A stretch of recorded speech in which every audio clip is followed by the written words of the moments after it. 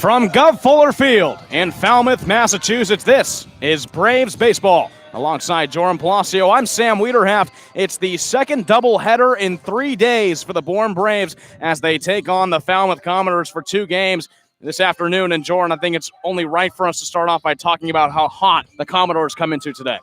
Yeah, winners of their last 9 straight games. It's actually the Commodores' longest win streak since they started keeping track of win streaks online back in 2000, and they are white hot, like you said, Sam. They've catapulted themselves from 3rd place in this division all the way up to 1st, and with some room as well, sitting 5 points above Koontz in that 1st spot, and it all comes down to the pitching for this Falmouth team. In the last 9 games that they've won, they've only given up 10 earned runs, and it does not get a lot better than that. Now, looking at the playoff picture, the Braves have successfully clinched a playoff spot, and Joram, you have to think this could be a pretty big series as far as seeding goes. Wareham stands just 3 points away in the 3rd spot, and that's still pretty attainable. Yeah, it's only 8 points away. Now, you might say there's not a whole lot of season left, but if the Braves are able to string a couple of wins together here in the later parts of the season, they definitely could become a reachable spot. It's only 4 games back, and they have 2 games against Wareham, 3 games against Falmouth today and tomorrow. So the Braves definitely have the opportunity to make a move if they want to. They control their own destiny. All right, lineups and first pitch from Gov Fuller Field are coming up next between the Falmouth Commodores and the Bourne Braves. You're watching Bourne Braves Baseball on YouTube.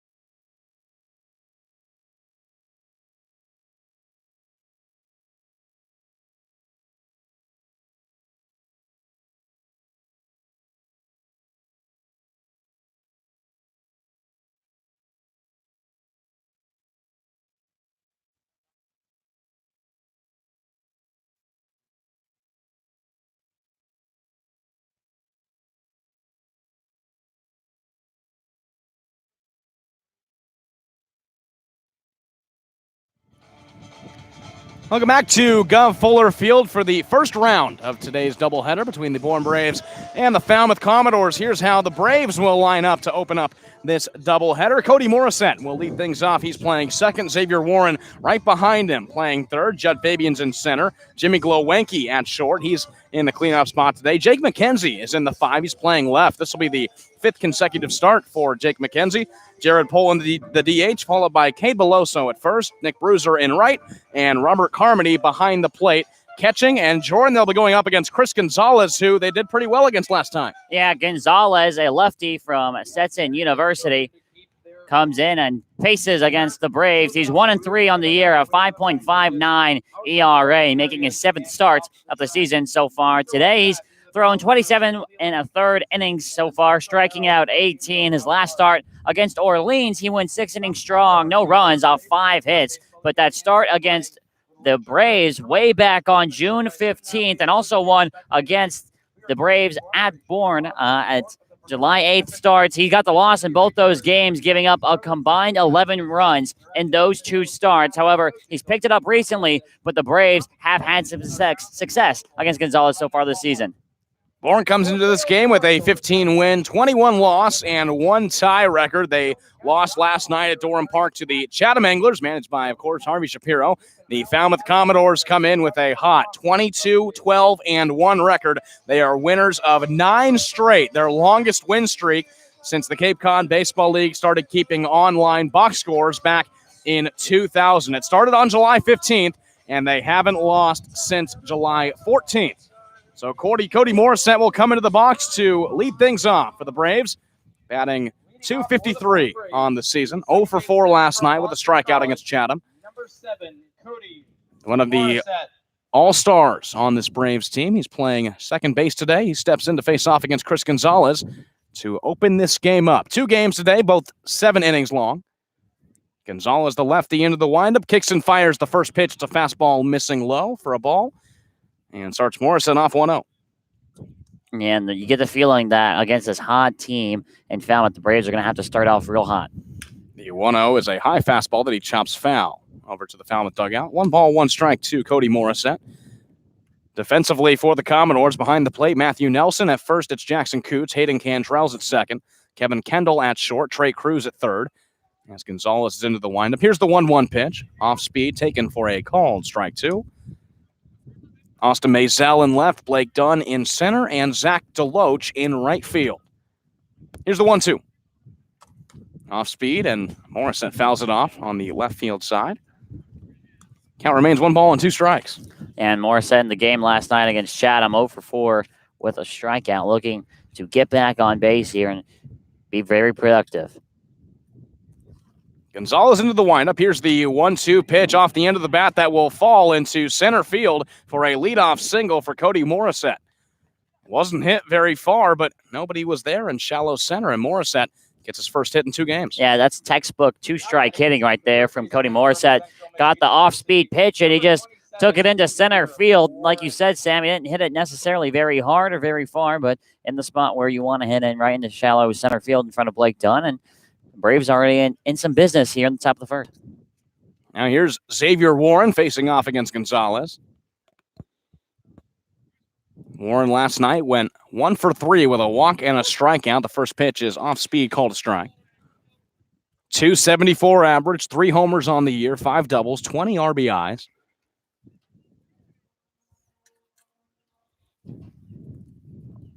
Gonzalez set over at first. He gives him a look. Here's the 0-1 pitch. It's swung on and fouled off back into the glove of Matthew Nelson, and Warren is quickly behind 0-2. And we'll see how Gonzalez decides to go after Warren here. 2-strike count. So Morissette get on at a 1-2 count. Let's see if he goes waste pitch, and then we'll attack Warren after that.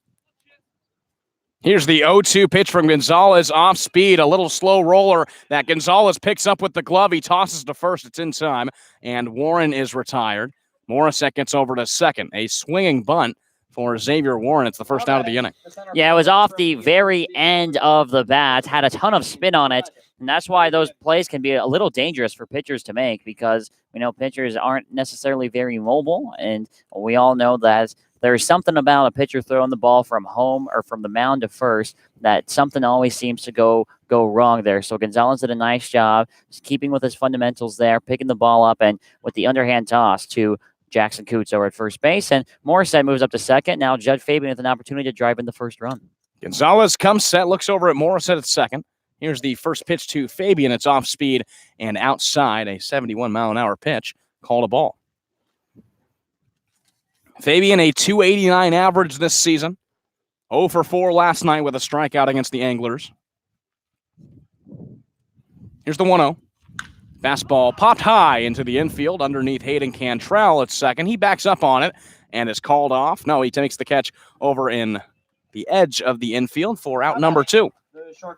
Yeah, moonball there from Judd Fabian, and that can be an interesting play because this game starting at 3 p.m., the doubleheader against Hyannis was starting at around 4, and we know that sun is right up in the sky there. That fly ball probably was right up in the sun. Cantrell did a nice job of shielding off the sunlight, the rays, and gets the second out. Glowenke comes up. He had his 8-game hit streak snapped last night. 0 for 4 with a strikeout. .295 average. The first pitch is a hanging breaking ball that Glowenke lays off for a called strike. Before last night, in those previous 8 games, he went 14 for 29, 2 doubles, 2 homers, and 9 RBIs. 0-1. Fastball outside. Called a ball, 1 ball, 1 strike. And Glowenke was so dominant in that doubleheader 2 days ago against the Hyannis Harbor Hawks. 5 RBIs, a home run, and in the second game got the game-winning sacrifice fly. Here's the 1-1 pitch, off speed in the dirt, blocked by Nelson. Morissette stays over at second. It's a called ball, 2 balls and 1 strike to Glowenke. And we know that Glowenke has been so good the past week and a half or so, and just needs to stay true to himself here. 2-1 count. Don't go after anything out of the zone. Get a nice pitch to hit. Probably a fastball from Gonzalez. The kick and the pitch to Glowenke. It's off speed outside. Just called a ball. A very good pitch by Chris Gonzalez. Glowenke lays off. He has a hitter's count. 3 balls and 1 strike. That's a tough take there from Glowenke. The Falmouth bench over on the first base side definitely wanted the call. They didn't get it.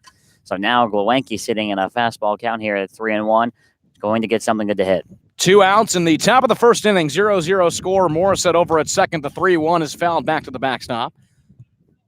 Glowenke just got a piece of it, and the count runs full. 3 balls and 2 strikes.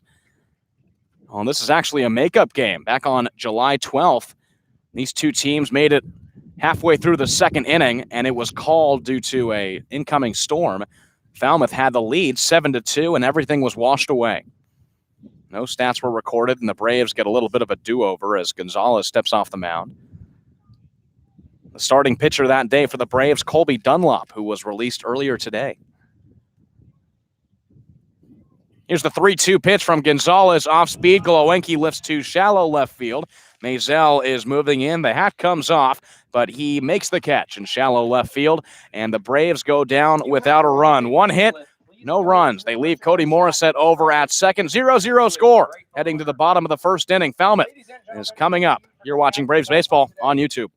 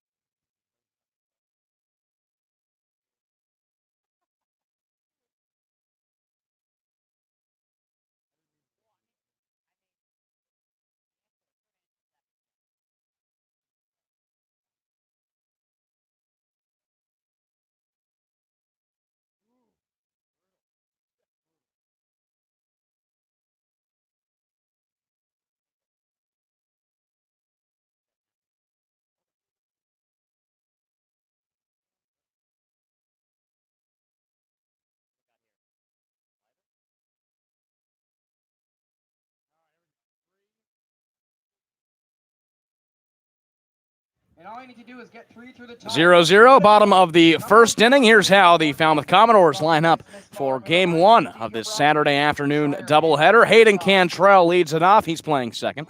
Blake Dunn right behind him in center. Zach Deloach, who is second place in batting average in the entire league. He's batting third and right. Trey Cruz follows him at third base. Jackson Koontz at first, followed by Tyler Ross, the DH. Kevin Kendall at short, followed by Matthew Nelson, the catcher, and Austin Mazel will round out this lineup, and they're going up against J.P. Woodward for the Braves, Jordan. Yeah, and J.P. Woodward really looking just to have his first solid start of the season. He's 0-2, an ERA at 8.3. He's making his fourth start. He's only thrown 13 innings, 11 strikeouts, 12 walks, and 17 hits. He was last on the mound against Wareham back on July 20th, the day before the All-Star game. He threw 2 innings, giving up 2 runs off of 3 hits and 10 batters. And for J.P. Woodward, it's all about his man and hitting the strike zone. The first pitch to Hayden Cantrell is inside. He watches.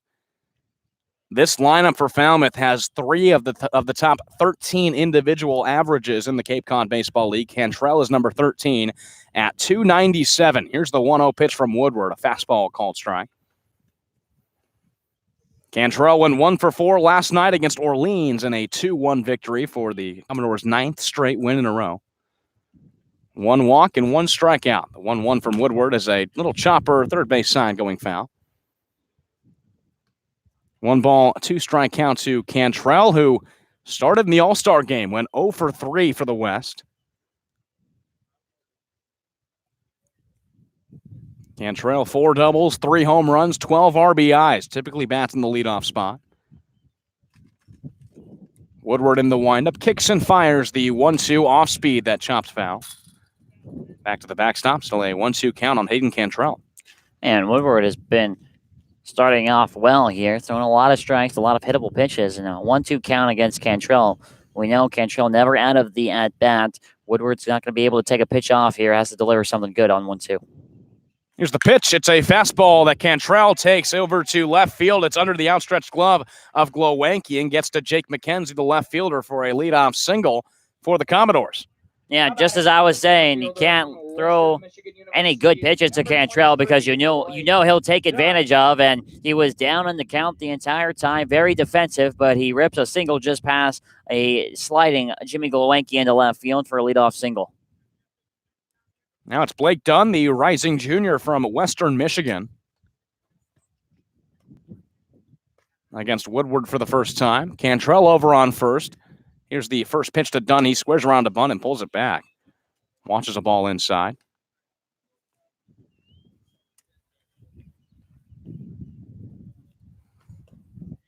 Dunn with a 223 average, 23 for 103, 2 doubles, a home run, 12 RBIs.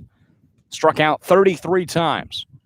Turns around to bunt again and watches the first strike of the at-bat from Woodward, an 88-mile-an-hour fastball. 1 ball and 1 strike. Yeah, we know Blake Dunn has a lot of speed here. You think he might be dropping the bunt for the sacrifice, but he's stolen 13 bases as well. And this Falmouth team, leading the league in stolen bases, they love to be aggressive. 67 stolen bases on the year. They've only been caught 13 times. Braves have 14 stolen bases. That's last in the league. Here's the 1-1 pitch to Dunn. It's off speed. He chops foul toward the Braves dugout. 1 ball and 2 strike count.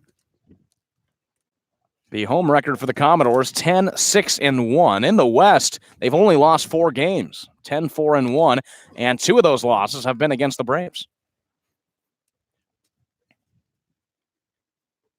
Woodward throws back toward first. Cantrell's back in time.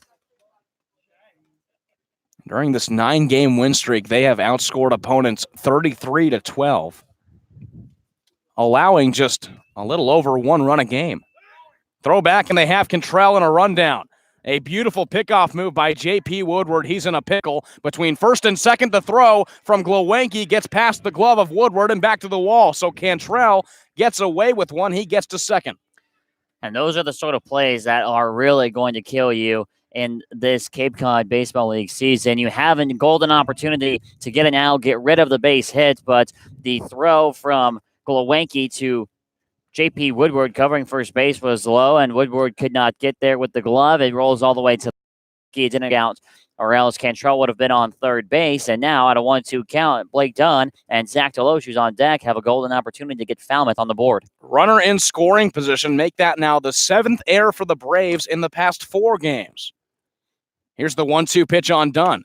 It's off speed and outside, called a ball. 2 balls and 2 strikes. 2 errors for the Braves last night against Chatham. 3 errors the game before in the second game against Hyannis. And this Braves team that used to lead the league with the fewest errors has now shown some difficulties on defense. The 2-2 fastball is inside. Blake Dunn gets out of the box. It's now a 3-2 count. And JP just needs to be careful here of not letting that air kind of define his inning. Have to resettle in here, lock back in on the batter Dunn here, because you definitely don't want him and Cantrell on base for Zach Deloach. Woodward, the lefty, comes set, looks over at Cantrell at second, kicks and fires the payoff that is fouled off by Dunn, comes back and hits him in the leg. Count still full, 3 balls and 2 strikes. Bottom of the first inning, 0-0 score. Runner on second for the Commodores. 1 hit for either team. There is some wind blowing toward third base at Gov Fuller Field. The 3-2 is swung at by Dunn. A little chopper to third. Warren gloves it. Throw to first is a little high, and Beloso came off the bag. Blake Dunn is safe over at first. Warren's throw was high, and Beloso had to jump up for a split second, and Blake Dunn got his foot in. A bang-bang call over there at first base, and it works to the Commodores' favor there. It will be scored as another error because the throw from Xavier Warren pulled Beloso off the bag. He had to leap up for it, just like you said, Sam, and then that split second, Blake Dunn, we talked about his speed, got over to first base. So now back-to-back errors for the Braves now with runners on first and second, and with this guy at the plate, you cannot make any mistakes. Zach Deloach. Time is called. Deloach has the number 2 average in the entire league. The rising junior from Texas A&M, 346 average, 5 home runs. He would have had 6, but his home run against the Braves was wiped away, but he sends the first pitch to deep left center field. It'll get to the wall. Chases Judd Fabian back. Cantrell runs across home. Coming behind him is Blake Dunn. It's a 2 RBI triple for Zach Deloach, and the Falmouth Commodores get on top first. Well, that's exactly why you don't want anybody on base for when that guy comes to the plate. Zach Deloach takes the first pitch into left center field. Nothing Fabian nor McKenzie could do about it except chase it and get it in. Blake Dunn was on Hayden Cantrell's heels, and Deloach cruised into second with a double, both runs coming in to score. You give up 2 errors, and that results now in 2 runs. Make that now the 8th game in a row the Braves have given up at least 1 run in the first inning, as Falmouth jumps on the Braves early, and now it's Trey Cruz with still nobody out. The first pitch is inside, bounces off the glove of Carmody, but he keeps it in front of him. 1 ball and no strike count. Deloach now has 21 RBIs on the year. He had a home run in that July 12th game against the Braves, a 3-run shot to right center field, but he doesn't go down in the statistics as every stat from that game doesn't count. 1-0 to Cruz is low and inside. 2 balls and no strikes. 2-0 lead for the Commodores, still in the bottom of the first inning. Cruz has a 3.08 average, also played in the All-Star game, went 1 for 2. Here's the 1-0 pitch from Woodward. A fastball down the middle for a called strike 1. It's a 2-ball, no strike count. Cruz, 2 home runs, 19 RBIs, 4 doubles, a triple, 15 walks. He struck out 27 times, and he has 11 stolen bases. 2-1. Cruz, the off-speed, he takes to Jimmy Glowenke, who fields it at short. Throw to first will be in time. And there's the much-needed first out of the inning. Yeah, and even better for the Braves, that line drive hits a Glowenke that keeps Deloach at second base, so he's not able to move up. So that's a win in that at-bat for J.P. Woodward, and the Braves now has to go up against Jackson Koontz here with 1 away. Koontz from the University of Rhode Island, teammates with Tyler Brocious of the Braves. He sees J.P. Woodward for the first time. Deloach dancing off second, and J.P. Woodward will take a step off. Koontz a 250 average, 13 for 52. A double, a triple, 6 RBIs. Had an 0 for 4 game against Orleans last night. First pitch. Off speed, immediately gets in between short and third and into left field. Deloach will stay at third. The first pitch, Koontz was all over. He now has a single. And Falmouth had runners at the corners. J.P. Woodward, we've seen it all year from him, but struggles yet again early. Yeah, and the errors really are the defining moment in this inning because the momentum is such an interesting thing in baseball. If it turns your way, you can be one of the best teams on the field, and if it doesn't, then you can turn into one of the worst. And the Braves, they give up 2 costly errors, one by Glowacki, one by Warren, and now both those runs come in to score, and you're already playing catch-up here in the bottom of the first. Now it's Tyler Ross. 269 average. The first pitch is inside, called a ball. 1 ball, no strikes. Ross is a two-way player. He's pitched in 5 games. He's been on the hitting side in 12. Pitching, he has a 3.93 ERA. The 1-0 from Woodward. And Ross sends a little chopper toward the Braves dugout. A ball and a strike. Last game he hit in was over a week ago. On July 19th, he went 1 for 4 against Wareham with a strikeout. 7 hits and 26 at-bats. Here's the 1-1. A fastball, Ross. Slow rolling ground ball. Warren decides to throw to first. Coming in will be Deloach, so it's a ground out for Tyler Ross, but he gets an RBI, and Falmouth now has a 3-0 lead. Yeah, really the only play for Warren to make was to go to first base. It wasn't hit very hard, so why try and risk getting the double play when you could throw the ball away into right field and have another run possibly come in to score with another base runner on first? He makes the smart play there, decides just to throw to first. The run comes in to score, and still not out of the woods yet. A runner in scoring position with 2 outs. Kevin Kendall, 158 average. 7 RBIs on the year. The first pitch is a swinging strike, 88-mile-an-hour fastball by J.P. Woodward. Kendall's been hitless in his last 3. He had a 2 for 3 game against Wareham on July 19th. Home run, 3 RBIs. Woodward looks back at second, kicks and fires the 0-1. It's fouled back to the backstop, and Kendall is behind, no balls and 2 strikes.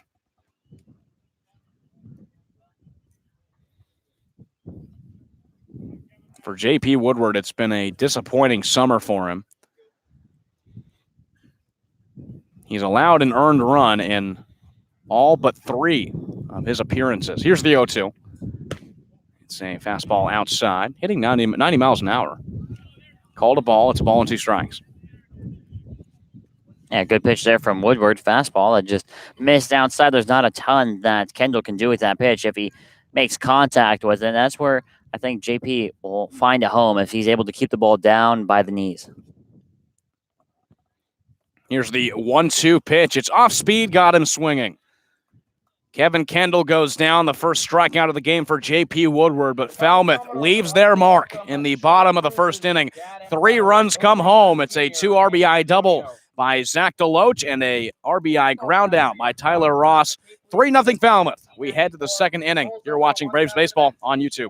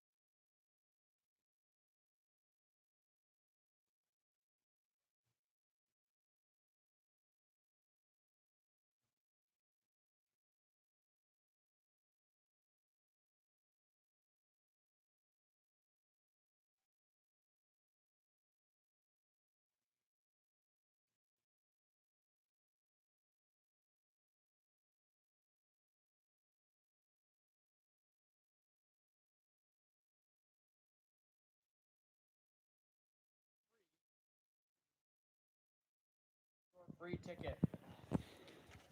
Jake McKenzie leads it off for the Braves in the top of the second, followed by Jared Poland and Cade Beloso. For the seventh game in a row, the Braves face an early deficit. Past 7 games, they've allowed at least 1 run in the first inning.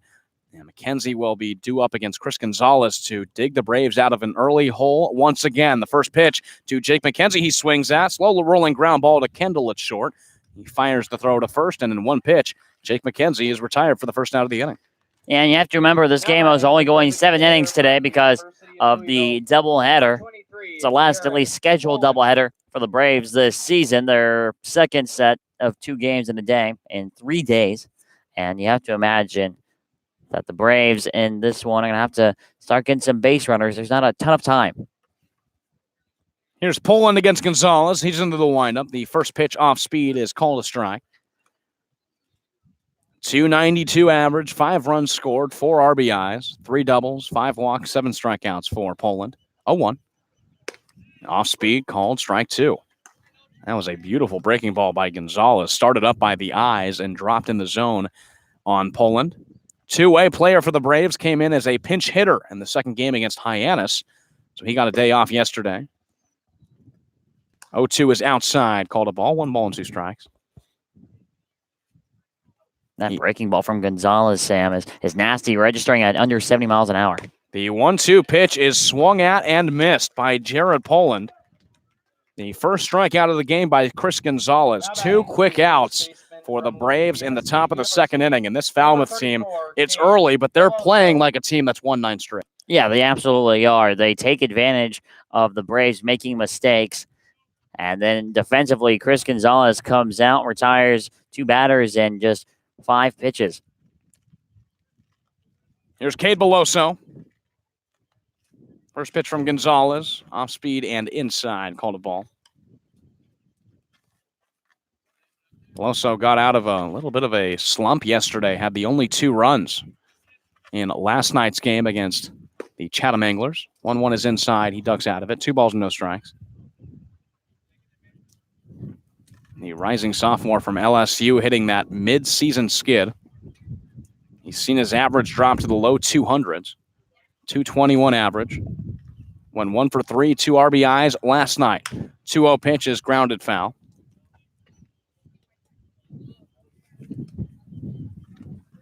And before that, he was 3 for his last 36. Had 10 strikeouts over 11 games. Here's the 2-1 from Gonzalez. It's a fastball low taken by Beloso. Good count for him here. 3 balls and 1 strike. Yeah, he's picked it up a little bit. Had the 2 RBIs last night. He's looking more and more like himself, especially here with the 3-1 count. The pitch from Gonzalez is swung at by Beloso and lifted to shallow left field by the line. Maisel will make a diving catch right by the line for the 3rd out of the inning. Beloso gets unlucky again. It was a little floater right by the foul line. And Austin Maisel laid out and made the grab for the 3rd out of the inning. No runs and no hits for the Bourne Braves in the top of the second. 3-0 lead for the Falmouth Commodores heading to the bottom half. You're watching Braves Baseball on YouTube.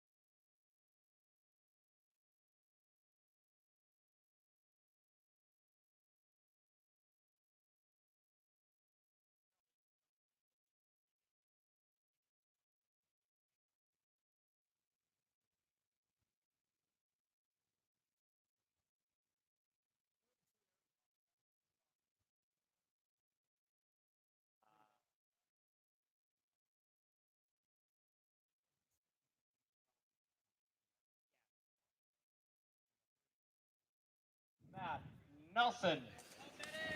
The Commodores come into the bottom half of the second with a 3-0 lead. Matthew Nelson will lead things off, followed by Austin Maisel, who just made a great catch in shallow left field.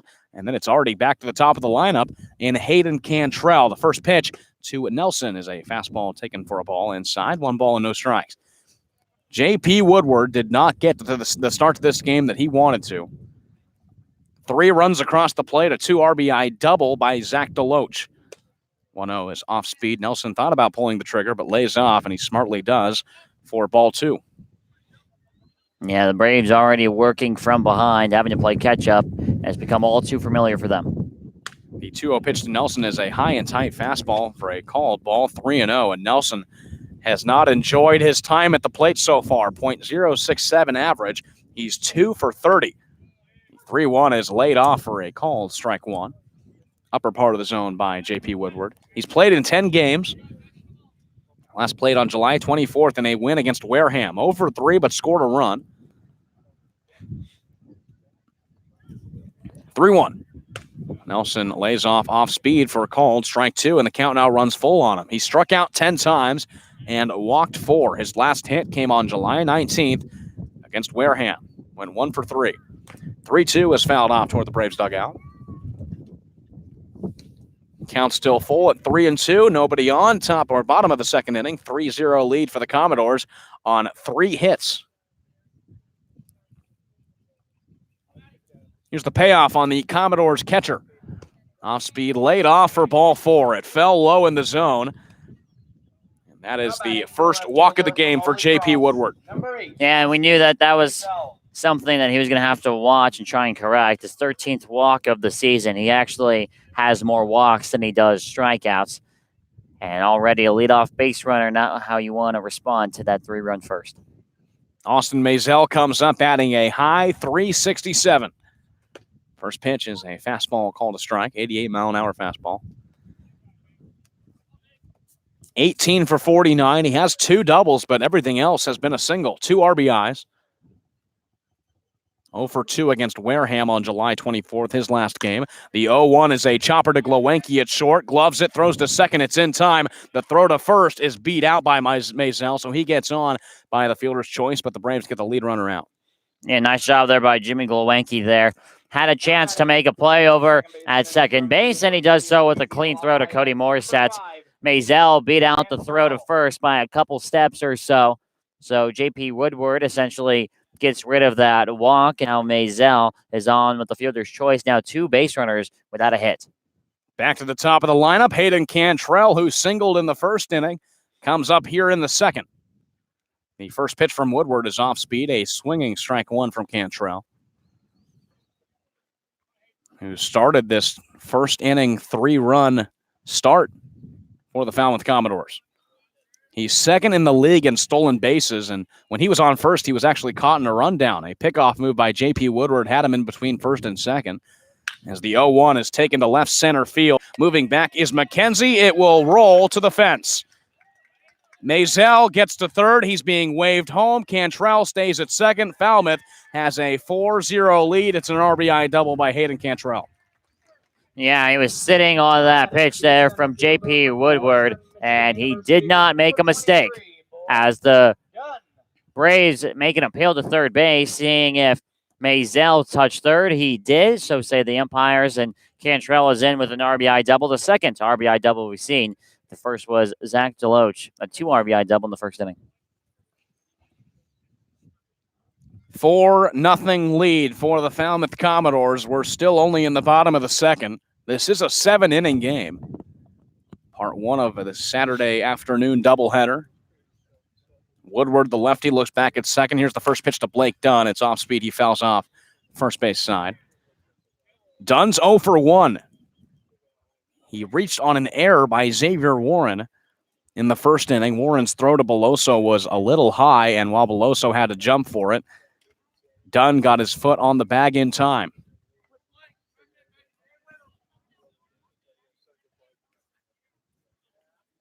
Woodward looks back at second. Here's the 0-1 pitch to Dunn. It's a fastball that Dunn can't catch up with on the swing. No ball, 2-strike count. Yeah, the rare high fastball that we see from Woodward is Fastball sits at around 86, 87 miles an hour. Might every once in a while get up there to 90 if he's lucky. Good pitch there from Woodward. Let's see him go back down low here. 0-2 to Dunn is outside and almost chases Carmody back. He luckily catches it on the dive. 1-2 strike count. So far for the Braves, their past 3 games have really been struggling with errors. 7 errors in the past 3 games. And if you count the game before that, it's been 8 in the past 4. 1-2 is fouled off back toward the backstop. It's a 1-2 count on Dunn, who ranks 4th in the league in stolen bases with 13. This Falmouth team leads the league with 67 stolen bases coming into this game. Woodward kicks and fires the 1-2 off speed. Dunn will foul it off on the third baseline yet again. Yeah, and kind of like Cantrell, Blake Dunn is a kid that you can't really make a bad pitch to. You can't really let him just stay around in the count, because the more pitches he sees, the more likely he's going to get on top of one and really drive.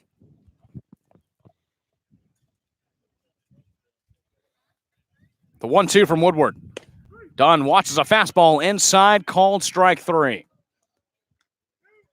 Second out of the inning, second strikeout for J.P. Woodward. Blake Dunn falls to 0 for 2. That will bring up the best hitter in this lineup statistically in Zach Deloach. And Deloach had that 2 RBI double back in the first inning. He took a first pitch fastball from Woodward, took it into left center field. So we'll see what JP decides to give Deloach here. I wouldn't be surprised if it's all off speed. 2-run double in the first inning.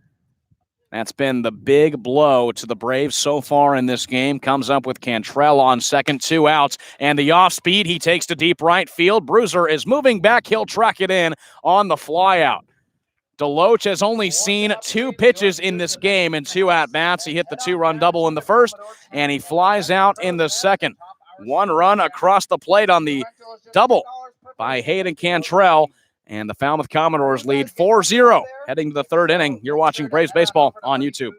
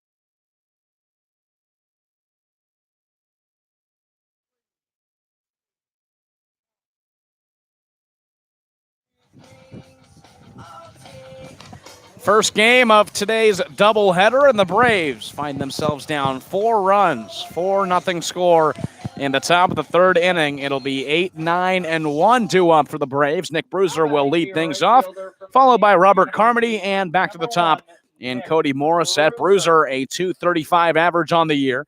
He went 0 for 1 last night in a pinch hit appearance against the Chatham Anglers. Chris Gonzalez still on the mound into the windup and fires the first pitch off speed on the upper part of the zone, called strike 1. And what a tough schedule this part is, Joran. They faced the best record in the league in the Chatham Anglers last night, and the second best record in the league, the Falmouth Commodores, in a doubleheader, and then also face them tomorrow. 3 games in a row as the 0-1 is looked at for a ball, 1 strike. Yeah, it's tough for the Braves. They're facing a lot of teams who smell blood in the water. The 1-1 pitch on Bruiser. He fouls back to the backstop. 1 ball and 2 strike count for Bruiser. The rest of the season for the Braves looks like this. They have the 2 today against Falmouth, 1 tomorrow again against Falmouth at home. They go at Brewster, who is really fighting for that last playoff spot. They have 2 against Wareham, both Tuesday and Wednesday, and then they finish up against Brewster on August 1st. 1-2 is high. Bruiser lays off. 2 balls and 2 strikes, excuse me. There is no more off days, literally and figuratively, between now and playoff time as the Braves have clinched their spot. The 2-2 chases Bruiser out of the box. It was inside at the legs. He dove out of it, and the count runs full. 3 balls and 2 strikes. It looked like he just did a burpee right there. Is that what that was? That's what it was, yeah, without the jump. Getting some conditioning in.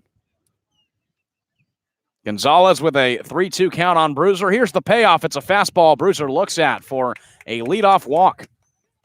Now batting the catcher. Nick Bruiser, for just the 6th time this season, is on with a walk, and Robert Carmody, who is now the week-and-a-half veteran, comes up with Bruiser on first.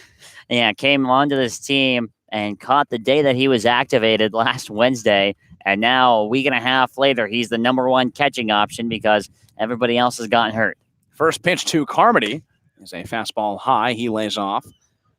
A new catcher was signed and activated today, Cal Cristofori, the rising junior from Yale.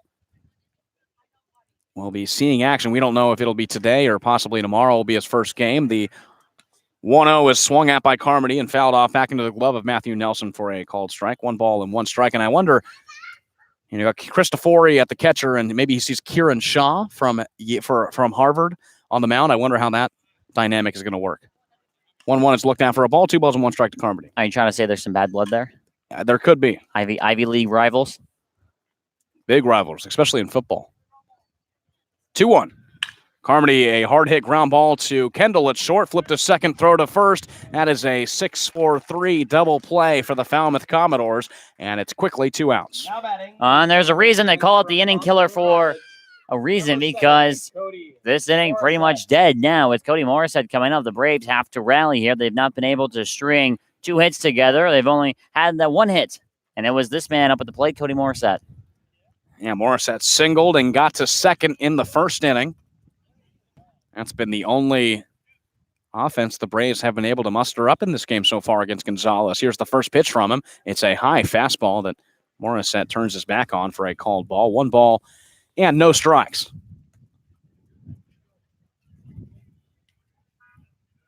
1-0. Looked at off speed, called strike 1 on Cody Morissette. 1 ball and 1 strike. Gonzalez having a solid game so far. Just 1 hit. 1-1 is swung out way out in front was Morissette on the off speed. And he quickly falls behind, a ball and 2 strikes. And I don't mean this as an insult, but Chris Gonzalez is the slowest pitcher we've seen, and he's really making it work to his effectiveness here. 1-2 is swung on and missed, and you mentioned that slow speed. That was 73 miles an hour from Chris Gonzalez, and the Braves go down in order. No hits, no runs, nobody left on in the top of the 3rd inning. 4-0 lead for the Falmouth Commodores. We go to the bottom half. You're watching Braves Baseball on YouTube.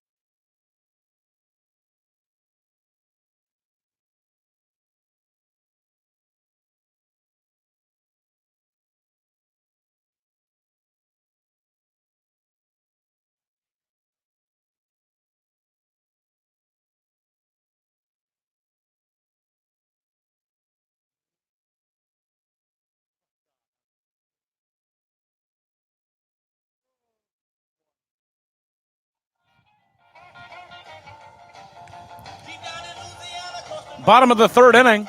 We are speeding through this game. It'll be Trey Cruz, Jackson Koontz, and Tyler Ross due up for the Falmouth Commodores, who lead 4-0 and have been leading since the bottom of the first inning. Cruz is 0 for 1. He grounded out to Jimmy Glowenke at the shortstop position in the first inning. He'll face J.P. Woodward for the second time. He's into the windup. Here's the first pitch to Trey Cruz. Swings at it. Foul on the third base side. No balls and 1 strike. 2 7-inning games slated for this Saturday afternoon. Falmouth looking to increase that win streak to possibly 11. 0-1. A off-speed that was almost in the dirt. Called a ball, 1 ball and 1 strike. Yeah, they're sitting at 9 right now. A win in this game would put them at a perfect 10. And who knows what can happen in that second game. 1-1 ground ball that is picked up by Xavier Warren. Throw to first is accurate this time. It's a ground down for Trey Cruz, first out of the inning. Yeah, that's just a little bit of a confidence builder there for Xavier Warren. Made a mistake last time, and this time he makes a clean throw to first base.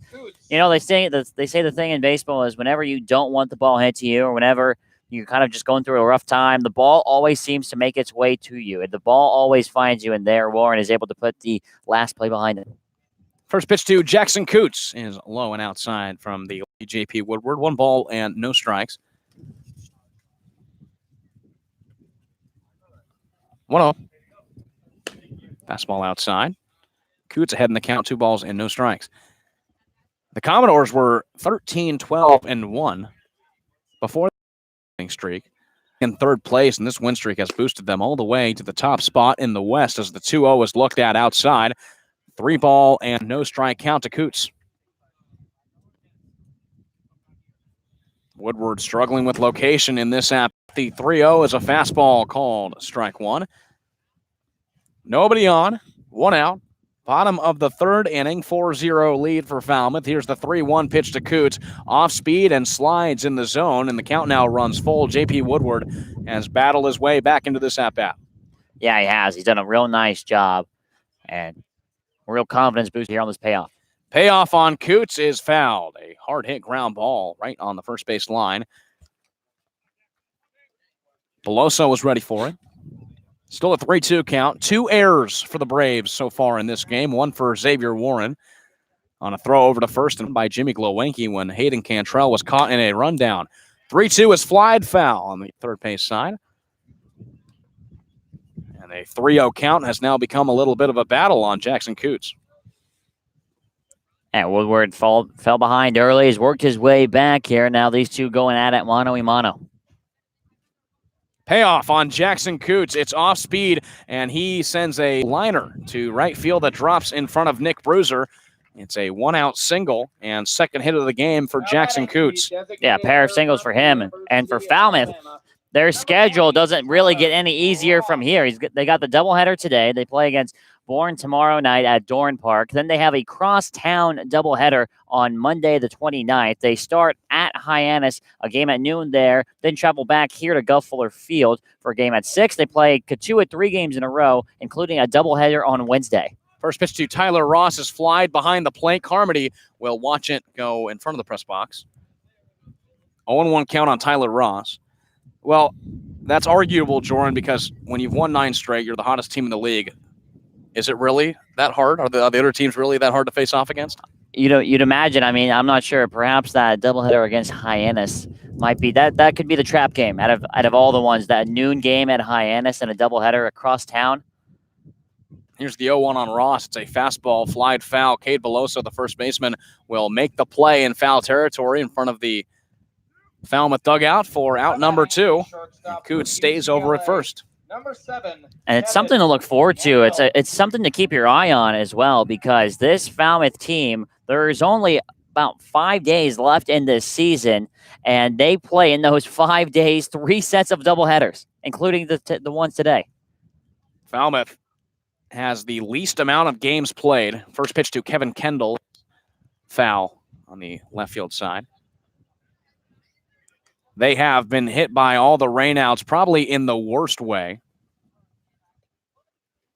And it's really affected them. Now they're really paying for it here in the back half of the season. Those crosstown doubleheaders, those can really get you. Yeah. The Braves, luckily, do not have one on the schedule quite yet. 0-1 pitch is fouled back toward the backstop. 0-2 on Kevin Kendall. It's been close. They play Brewster on that August 1st day that was supposed to be slated for a off day for all teams before playoffs started, but the league had no choice.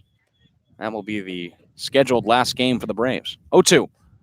Kendall, another fly ball in foul territory. Third base, Xavier Warren is looking under it. Lost it in the sun, but now gets under it and makes the catch for the third out of the inning. He almost dropped it. Looked like he almost popped out of the glove, but he rolls it back to the pitcher's mound, and it's the third out of the inning. One hit for the Falmouth Commodores, no runs in the bottom of the third. They still lead 4-0 onward to the fourth inning. You're watching Braves Baseball on YouTube.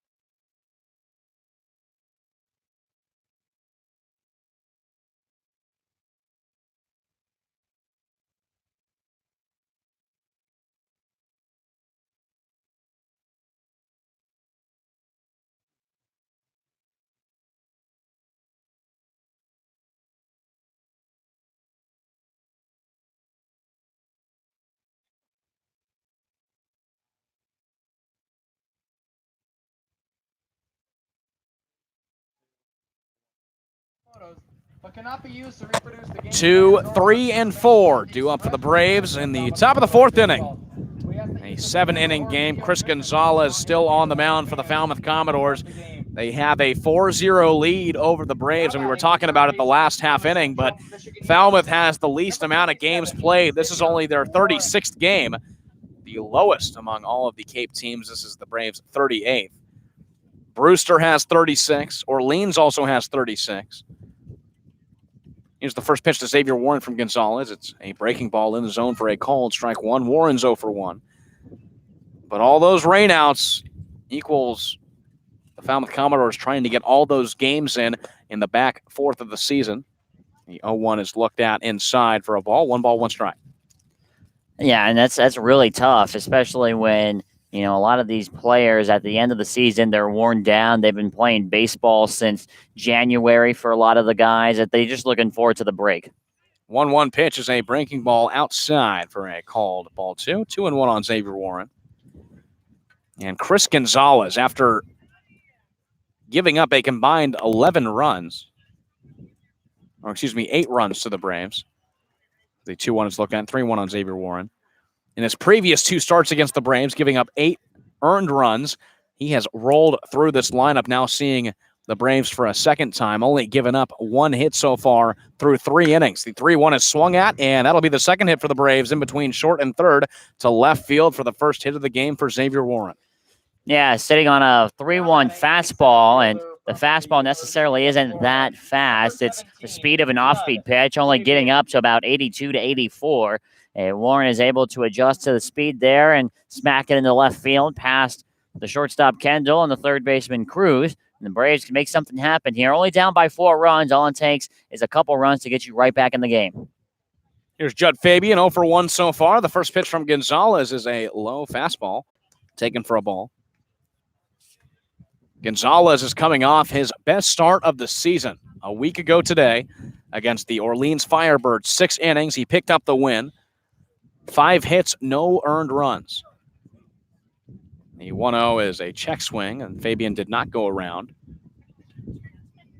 He has an early lead in this at-bat. 2 balls and no strike. Xavier Warren at first. 4-0 lead for the Commodores. 2-0 on Fabian is swung out and grounded on the third base line. It's a fair ball. Falmouth didn't think it was fair, but it gets over into deep left field as Xavier Warren stops at third. Judd Fabian is on with a double. Hugging the third base line. It was close to being foul, but third base umpire Larry Rosenberg calls it fair. It's a double for Judd Fabian.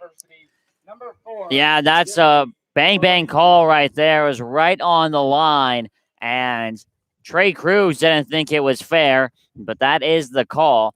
And a lot of the players, not only on the bench, but left fielder Austin Maisel was slow to react to that ball because he thought it was foul too. The Braves will take advantage, though. Fabian cruises into second with a double. Warren gets all the way to third, and now a base hit from Jimmy Glowenke, and the Braves are right back in this game.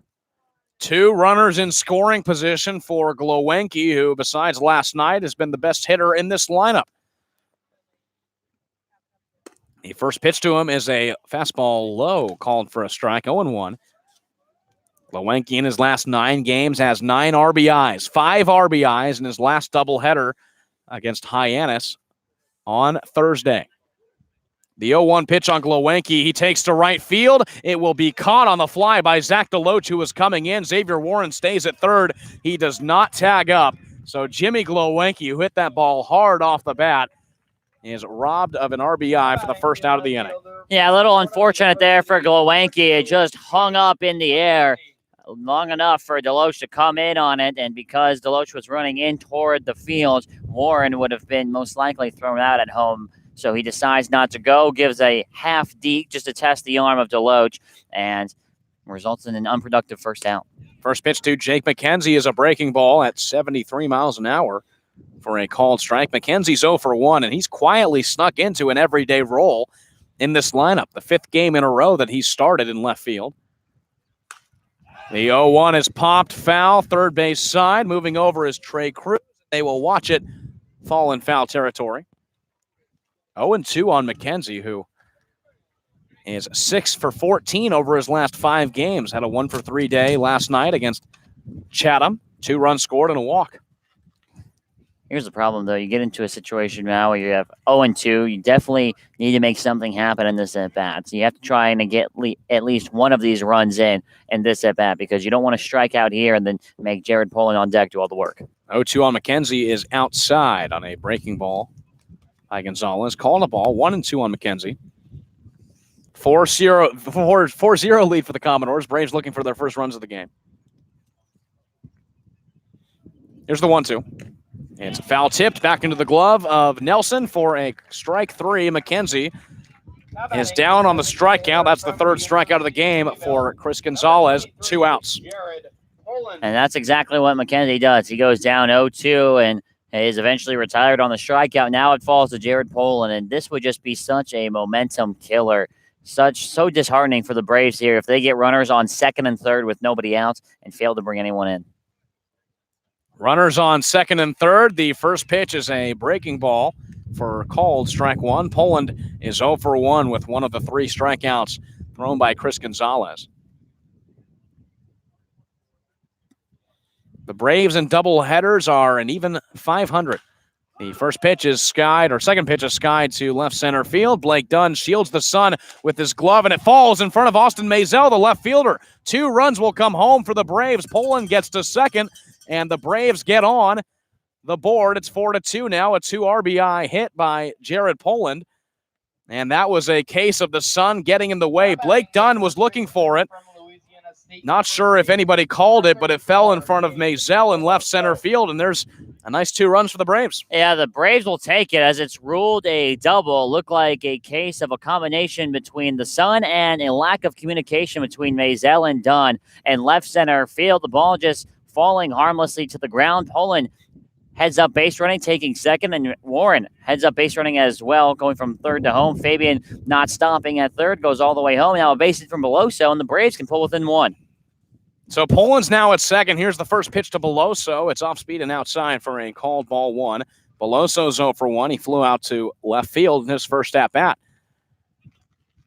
Fell right in front of Maisel. There was definitely a lack of communication in left center field between Maisel and Dunn. The 0-1 pitch on Beloso is a chopper down the first base line, called foul. Poland gets 2 RBIs, and just like that, the Braves on a what looked like was going to be a routine flyout are back in this ball game. Bottom of the 4th or top of the 4th inning, 4-2 lead for the Falmouth Commodores, 2 outs. Poland's at second. Beloso, who had 2 RBIs in last night's game, now sees the 1-1 pitch. He takes to deep center field. Dunn is tracking it back. He gets under it and makes the catch for the 3rd out of the inning. But Jared Poland brings home 2 runs on what should have been a routine fly ball in shallow left center field instead. Gets the Braves back in this ball game. 4-2, the Commodores lead. Heading to the bottom half of the fourth. You're watching Braves Baseball on the Bourne Braves Baseball Network.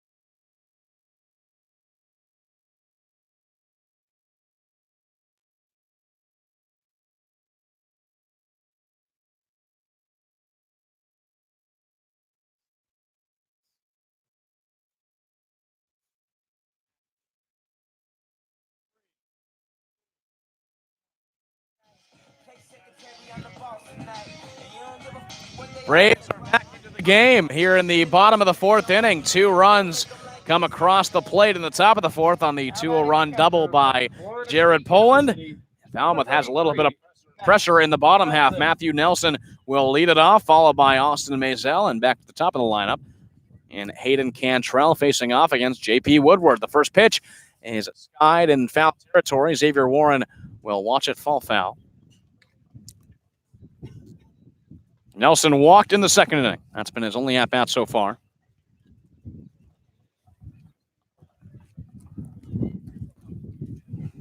Here's the 0-1 from Woodward. Fastball. Nelson watches at the letters for a called strike 2. He falls behind. The Braves had never won the first game of a doubleheader until 2 nights ago against the Harbor Hawks. They were previously 0 for 3. Whoa, the 0-2 is way high from Woodward. Carmody didn't even try and catch it. It gets back to the backstop, 1-2. That's what we call a waste pitch. Right, that's it's a big waste pitch. Just a bit high. A garbage pitch from J.P. Woodward. Here's the 1-2. It's lined to left field in a 2-strike count. Nelson turns into a single. Fielded by McKenzie. He gets it in. It's a leadoff single for Matthew Nelson. He's now reached base twice in this game. Yeah, with Blake Purcell warming up right now for the Braves, you have to wonder how short the leash is right now on J.P. Woodward. He gives up a single off a 2-pitch or 2-strike counts and now goes up a very hot hitter in Austin Maisel. Maisel got on with the fielder's choice and came around to score in the second inning. First pitch is low and outside, saved by Carmody. 1 ball, no strike count to the lefty Austin Maisel. The Braves in the first games of doubleheaders, besides Thursday's matchup against Hyannis, have been outscored 23-6. 1-0 is outside, 2-0. So it's typical for the Braves to come out a little slower in these first games of doubleheaders. Lost 9-0 to Orleans, 8-2 to Chatham, and the first doubleheader against Hyannis, they lost 6-4. The 2-0 bounces in front of Carmody. It gets behind him, and Nelson will easily cruise into second. Falmouth has a runner in scoring position, and Maisel now has a 3-0 count. Yeah, I'd imagine here if Woodward walks Maisel here on this next pitch, that Ace Adams will come out and have a talking to with them. With the top of the order coming, I think it's not a matter of if anymore, only when Purcell comes into this game. Here's a 3-0. A much-needed strike down the middle, 3-1.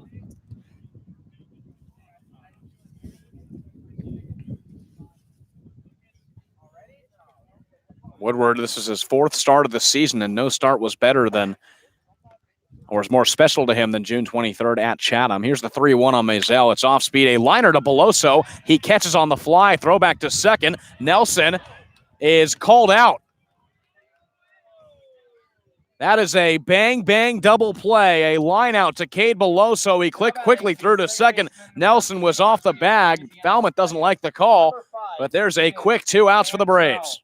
And the Braves will take it there. That's an inning-killing double play right there. Beloso caught the lineouts, threw very quickly to Jimmy Glowacki covering second base, and Nelson got into second, kind of nonchalant, stood on his feet. He couldn't believe the call. Bang, bang. But like I said, the Braves will take it. And now it's Cantrell who lays down a bunt on the first pitch, chases Beloso in, and nobody's covering first, so Cantrell will get on with a bunt single. Now batting, the center fielder from Western Michigan. That was a tough play in the toughest part of the infield. It chased Woodward off the mound. Beloso had to come in and try and field it as well. Nobody was covering, so Cantrell gets on. That's the second hit of this inning, and now it's Blake Dunn, who's 0 for 2. Yeah, how about a perfect bunt from Cantrell right there? Hit it in the perfect spot. Pulled Beloso off the base, pulled Woodward off the mound. And now we're going to have time here, and this might be the end here for J.P. Woodward. Harvey Shapiro coming out to, you'd think, bring in Purcell. Well, Woodward, who's had a tough season. We mentioned he pitched in that Chatham game, grew up going to Chatham games. His grandfather's ashes are spread across the outfield of Veterans Field. He got roughed up in that game, and he gets roughed up in this one. Harvey Shapiro will make the move to the bullpen. Blake Purcell will be coming in, taking out Woodward in the middle of the bottom of the fourth inning. 2 outs. Cantrell's on first. We'll take a quick break. Falmouth leads 4-2. New arm coming in for the Braves.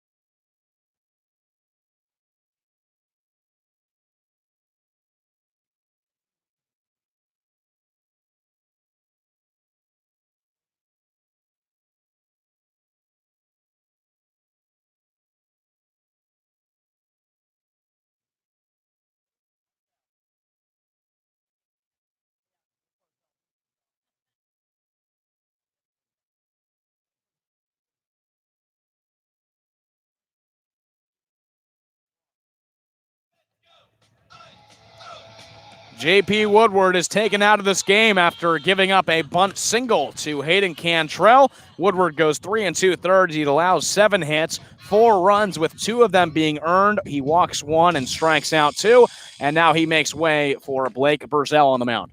Yeah, Purcell out of Arizona State, 0-1 on the year, a 4.62 ERA. He last threw only a couple nights ago in the Hyannis game, the second game of that doubleheader. He threw an inning, giving up 2 runs only off of 1 hit, 2 walks, and 6 batters faced. He's got a whip of 1.71, which means he allows either a walk or a hit about once, almost twice per inning.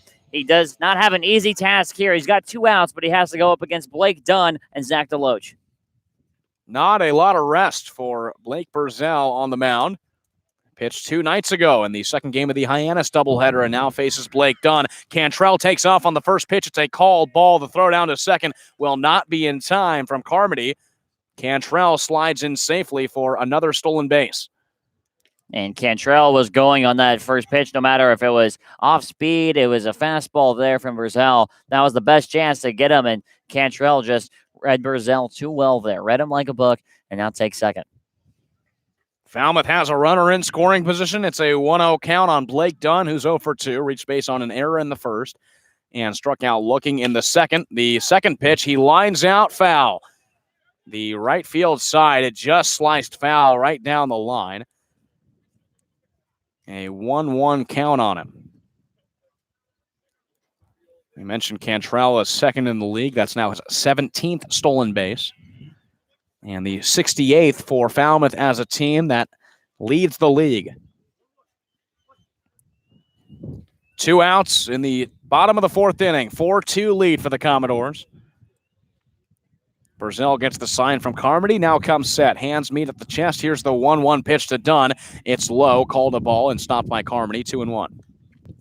That's a good off-speed pitch there from Purcell, too, because it's around 80 miles an hour, 78 to 80 in that range. And Purcell's fastball, when it's on, is 90 plus. However, it doesn't seem to be on right now. He's touching 90 right now, but it's a mile-an-hour difference of about 15 or so. 2-1 is low yet again on the off-speed pitch. Carmody blocks it, keeps it in front of him. Dunn now has a 3-ball-and-1 strike count. It's the same story as in the first inning. You don't want to have runners on base when Zach Deloach comes to the plate, and Purcell in danger of putting Dunn on and putting not only the 2 fastest guys on, but 2 guys on base with one of the best hitters in the entire league. Here's the 3-1 pitch on Dunn. He sends to shallow left center field. McKenzie is moving to his left side. He will make the catch for the 3rd out of the inning. So the Falmouth Commodores get 2 hits. They leave 1 on and can't get any runs home in the bottom of the 4th inning. We head to the 5th. Commodores still lead 4-2. You're watching Braves Baseball on YouTube.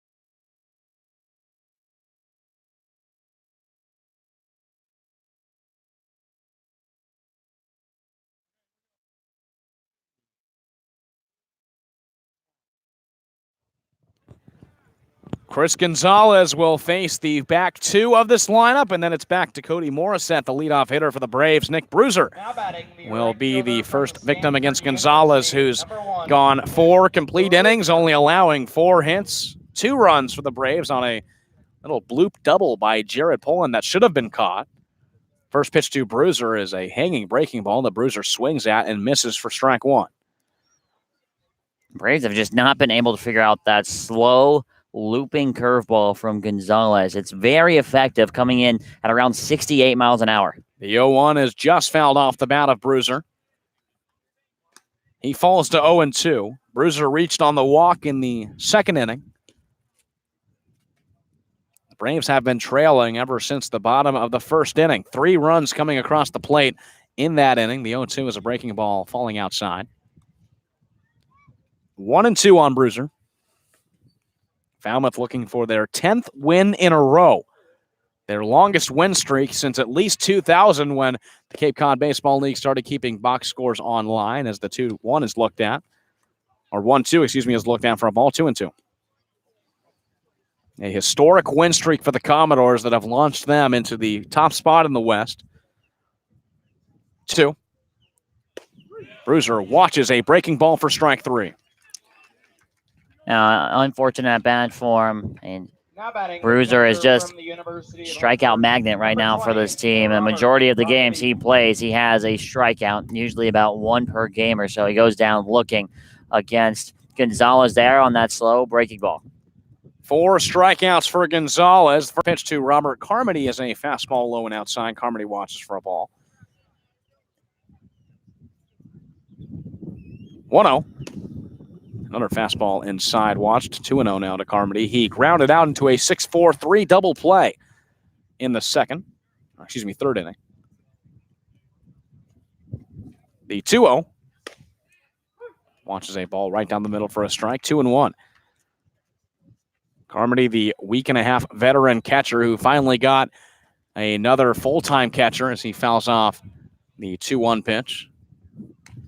2-2. Cal Cristofari now comes in for the Braves as the second full-time catcher. Brendan Rivoli started 3 games for the Braves behind the plate, but he's typically an outfielder. 2-2 is off speed, chopped. Third base side going foul. Still a 2-2 count.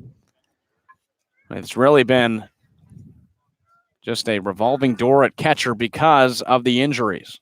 Yeah. Jacob Campbell injured, Henry Davis as well. Yeah, the Braves have released 5 catchers so far this season, all due more or less to either contracts or injuries. Here's the 2-2 pitch on Carmody. It's off speed, looked at for strike 3, the 5th strikeout for Chris Gonzalez. 2 have been looking in this inning. Yeah, same exact pitch that put down Nick Bruiser in the same location to Robert Carmody. Breaking ball looking puts him down, and back-to-back strikeouts now for Chris Gonzalez. Morissette, the leadoff batter, comes up for the 3rd time. He's 1 for 2 and watches strike 1. Singled in the 1st inning. Struck out swinging in the 3rd. The 0-1 is swung on and missed. Morissette's now down 0-2.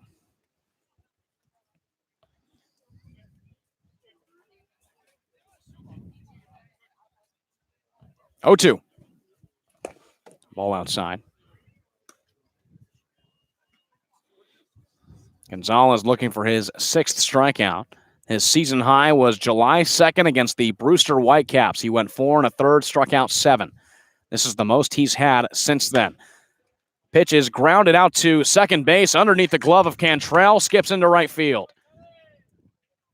Cantrell had to move to his left side. He put the glove out, and a bad hop gets Cody Morissette on. Now batting the 3rd baseman from Central. And we'll see if they score that. It will be an error. So the first error of the game for the Falmouth Commodores comes from Hayden Cantrell. And Morissette's now on for the 2nd time. Yeah, and some frustration there from Chris Gonzalez slamming his glove against his leg. Very unhappy with Cantrell. It looked like a routine ground ball. Cantrell can't field. Let's see if Xavier Warren can make the Commodores pay. Warren had a single in the last inning. First pitch is a breaking ball. Warren watches for strike 1. The team leader in RBIs. He has been ever since the Braves visited Gov Fuller Field for the first time. For the 3rd game of the season, Xavier Warren had a 3 RBI game, including a home run, and he's been the team leader ever since that game. 0-1 is another breaking ball. He watches. 1 ball, 1 strike.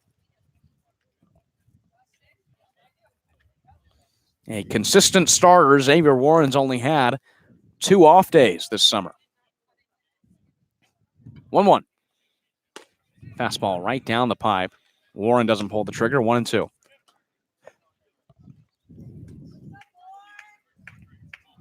Two outs, top of the 5th inning. 4-2 lead for Falmouth. Cody Morissette on first. Braves have only left 2 runners on in the game. The 1-2 is lined right back off the glove of Gonzalez. It bounces to his left side. Tossed by the first baseman, will not be in time. Xavier Warren beats it out. Gonzalez almost got it on the line drive, but it bounced off his glove. Jackson Koontz had to run into it. Gonzalez had to flip roles and go and try to cover first, and Xavier Warren beat it out. That'll be the 5th hit for the Braves, 2nd for Xavier Warren, and the Braves now have runners on 1st and 2nd. Yeah, and here's a chance for the Braves to really make something happen, as the line drive was in and out of the glove of Chris Gonzalez, and Jackson Koontz, rather than going to cover first, decides to come up the first base line to go field the ball that was on the ground off Gonzalez's glove. Gonzalez then has to bust over toward the first base bag, and Warren was able to beat it out by a step. And now base hit from Fabian can really make things interesting. And Fabian doubled in his last at bat. He's 1 for 2. Fabian's last double was right down the 3rd base line. Trey Cruz thought it was foul, but instead Fabian got a 2-bagger. Runners on 1st and 2nd. Here's the first pitch from Gonzalez, off speed, and Fabian was way out in front on a swing. 0-1.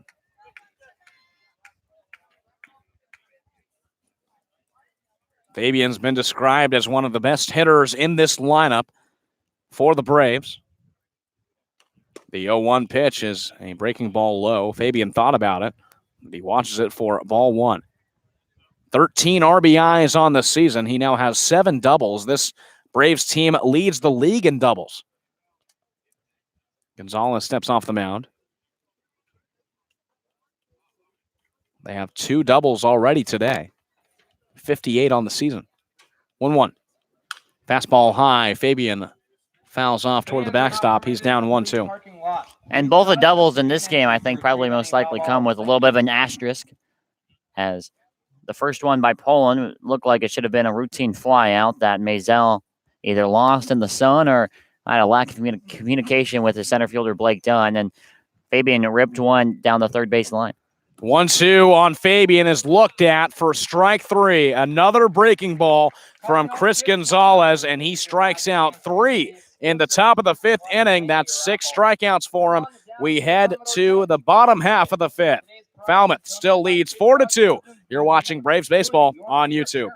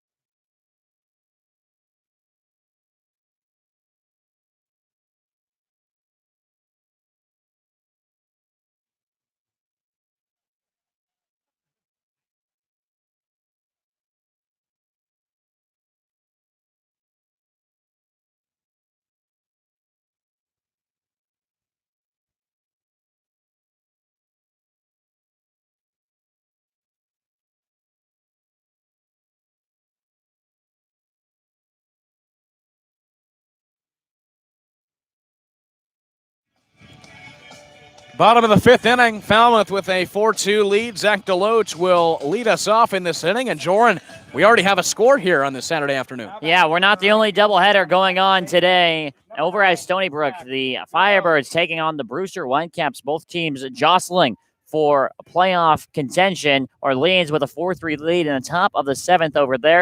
And you have to remember, only 7 innings being played in both games in both places. First pitch to Zach DeLoach is a swinging strike. That's only the 3rd pitch he's seen in this game. He had a 2-run double in the first on the first pitch and flew out to right field on the first pitch of his at-bat in the 2nd inning. He faces Blake Purcell for the first time. Here's the 0-1 pitch. DeLoach watches a fastball high and outside. And talk about taking the league by storm. Zach DeLoach from Texas A&M will be a rising junior, only batted 200 for the Aggies in the SEC. 1-1 is looked at on the outside corner for a called strike 2. He comes to the Cape League and starts off hot. Now, the last time he faced the Braves, he had a .420 average. He's dipped down a little bit, but still has the 2nd best average in the league, and nobody saw that coming. 1-2 is a fastball high from Purcell. 2-2. Yeah, a typical waste pitch right there from Purcell. You go fastball high, try and get DeLoach to chase. Doesn't bite. Now we'll see what he comes with here on this 2-2 pitch. I think most likely it's off speed. The 2-2 delivery from Purcell is lined to right field. It's the 2nd hit of the game for Zach DeLoach. He will get on with a leadoff single, and that ball was hit extremely hard off the bat. Nothing Cody Morissette could do at second. Now with Commodores lead off with a runner on here in the bottom of the 5th inning. So interesting about Zach DeLoach, because you mentioned, Sam, he only hit 200 for Texas A&M, and the competition and the pitching has gotten better here. The pitching is better in this baseball league, and he just seems to have figured something out. First pitch is a fastball called a strike to Trey Cruz, who's 0 for 2 with 2 groundouts. And DeLoach for the Aggies only hit 3 home runs, and just during this summer, he's hit 5. So he's found some power, along with 7 doubles as well. Throwback to first, DeLoach is back in time. Has 7 stolen bases on the year. And that's another stat that's vastly improved. For the Aggies, just 1 stolen base. 0-1. Cruz fouls it off toward the Braves dugout. The Commodores' third baseman falls behind 0-2. Wind has been blowing from right to left all game. No real carry on a fly ball. No clouds in the sky here at Gov Fuller Field. 0-2 on Cruz is way high. Carmody has to get out of his position to catch it. 1 ball and 2 strike count. And what a difference from this game here and when it was supposed to be played back on July 12th. Was called in the middle of the second inning. It was a 7-2 lead for the Falmouth Commodores when it was called. And rain just came out of nowhere. 1-2 pitch is skied foul on the third base side. We'll do the 1-2 again. The Braves with an opportunity in the last inning to score a couple runs. Couldn't make it happen. Purcell has to be careful here against the real meat of this order and try and get the Braves back on the hitting side, scoring runs. Deloach is going. Purcell steps off the mound. Glowenke is running him down. He'll tag him out in between first and second. Deloach took an early start. He thought that Purcell was going to turn around and pitch it, but great communication as well by the Braves dugout yelling at Purcell to step off the mound. He does, and they get Deloach trying to steal. Yeah, it was a good job there by the Braves infield because a lot of the times pitchers become really routine and players and base runners will try to take advantage. And the 1-2 pitch is a broken bat off the bat of Cruz that will fall in front of Nick Bruiser for a single. Now batting the Well, you think about how big that Koontz stealing was on Zach Deloach. He would have moved into scoring position at least, maybe to third on that broken bat by Trey Cruz, but he gets his first hit of the game. And the Commodores have their 9th hit. Yeah, great communication to get that out from Zach Deloach, and it proves to be big because he most likely could have been standing on third base right now. First pitch to Jackson Koontz is a ball inside. Koontz is 2 for 2 with 2 singles.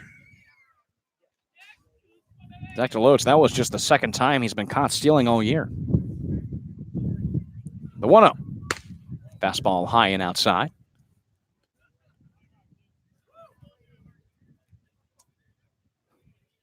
Bottom of the 5th, 1 out. 4-2 lead for the Falmouth Commodores, looking for then their 10th win in a row. 2-0. Koontz swings at a fastball low. Third base side going foul. Xavier Warren will watch it over the fence. It's a 2-1 count on the Commodores' first baseman. Cruz on the year has 11 stolen bases.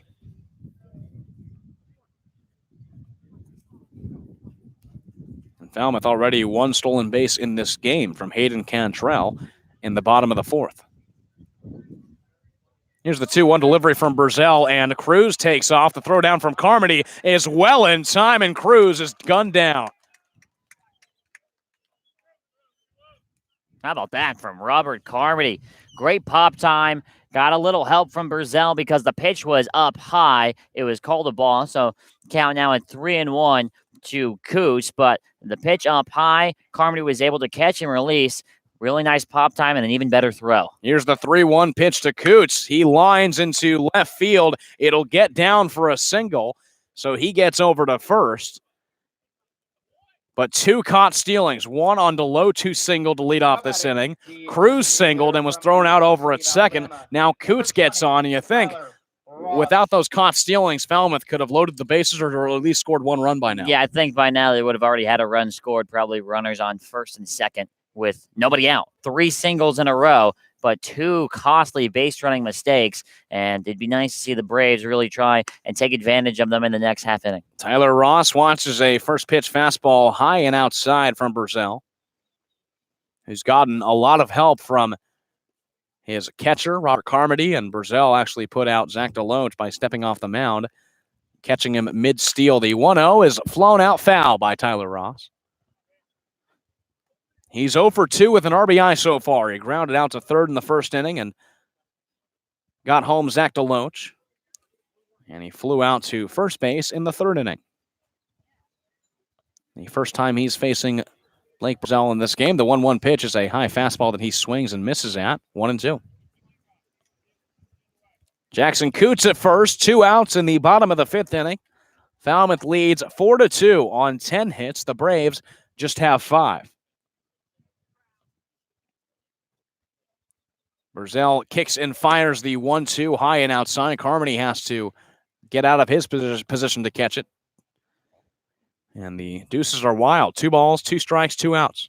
I'll tell you what, Carmody's getting a workout, too, behind the plate today. Between all the diving and jumping he's had to do, J.P. Woodward, a little problem finding the zone. Purcell, we know that fastball can sail on him.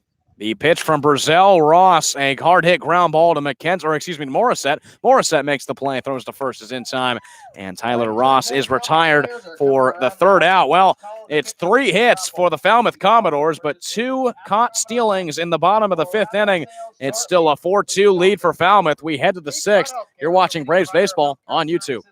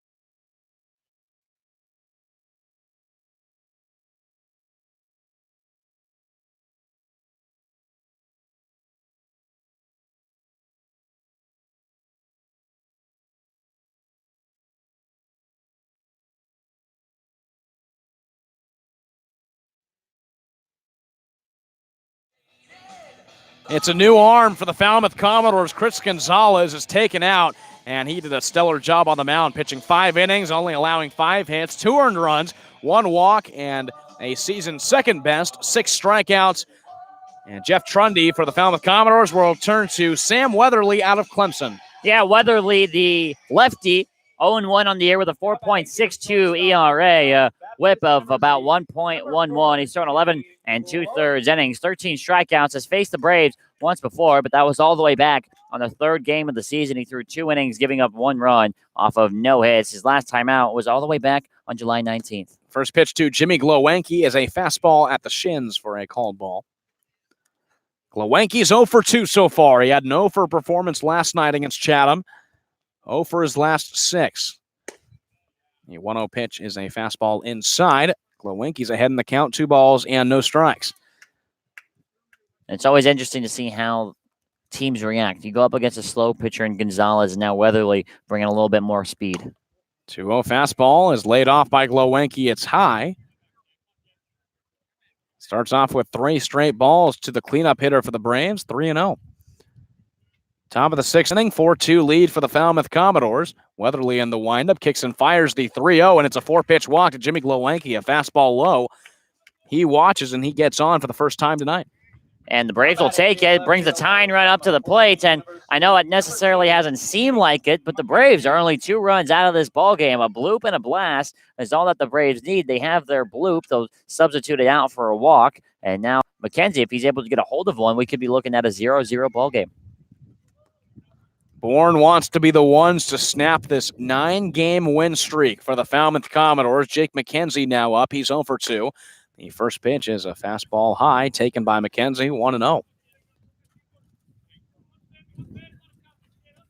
See how aggressive the Braves are here, how aggressive the players are, because if I'm up at the plate after 5 consecutive balls, I'm not swinging until I see a strike. McKenzie ducks out of the 1-0 pitch, now 2-0. Falmouth has not lost since July 14th in a 7-0 game against YD. 6 of their 9 wins in a row have been decided by 2 runs or less. So they haven't been blowing teams out of the water. They've just been able to find a way to win games. 2-0. McKenzie watches a fastball inside. It's now a 3-0 count and 7 straight balls thrown by Weatherly out of the bullpen. Yeah, we could see back-to-back walks here, and that brings up Jared Poland, who's responsible for the 2 runs, the 2 RBI double back in the 4th inning. Here's the pitch on McKenzie. It's a 4-pitch walk. Back-to-back 4-pitch walks given up by Sam Weatherly. And Poland comes up with 2 runners on yet again. The last time he was up with 2 runners on was in the 4th inning. And he hit a 2-run double that should have been caught by Austin Maisel, but it fell in front of him. A little bit of loss in the sun. And now there's a meeting going on the mound after 8 balls have been thrown by Sam Weatherly in a row. And it's so strange for Weatherly as well. Perhaps it's just him shaking off a little bit of the cobwebs because he hasn't thrown in about a week and actually in 8 days. And it's funny because his last walk he threw was back all the way on July 10th. In the game against Intuit, he threw a walk. But since then, he's been walkless. And he goes out and he throws 2 in a row on 8 pitches, no less, which puts the tying run on first base in for Jared Poland.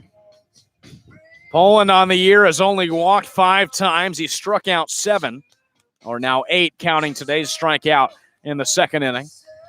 Jimmy Glowinski is at second. The tying run is Jake McKenzie at first. Reminder, this is a 7-inning game, so getting down to crunch time, it's equivalent of the 8th inning. And Poland with 2 RBIs home in this game steps up against Weatherly for the first time. Weatherly the lefty, Poland the righty.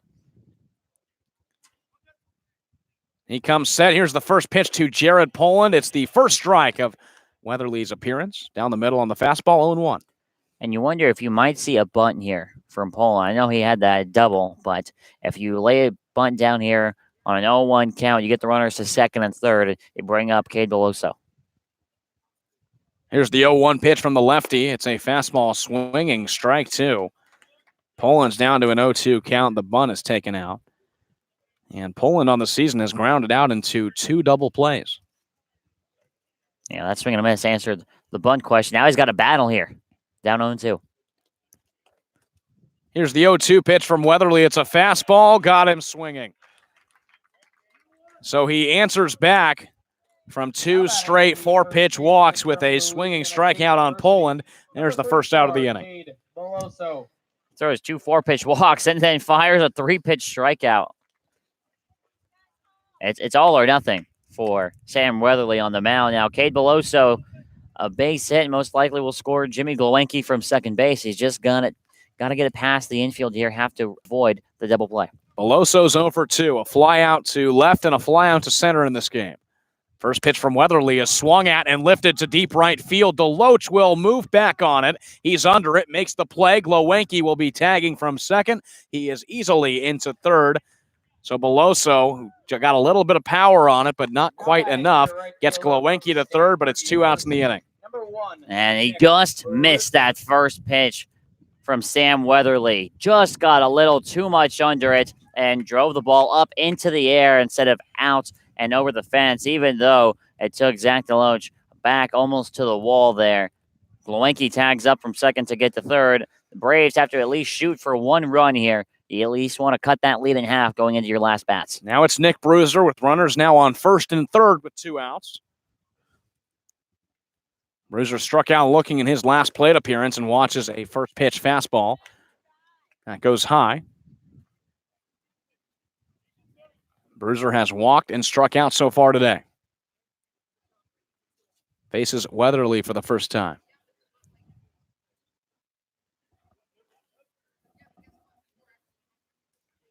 Here's the 1-0. Off-speed, Bruiser rockets down the line, foul.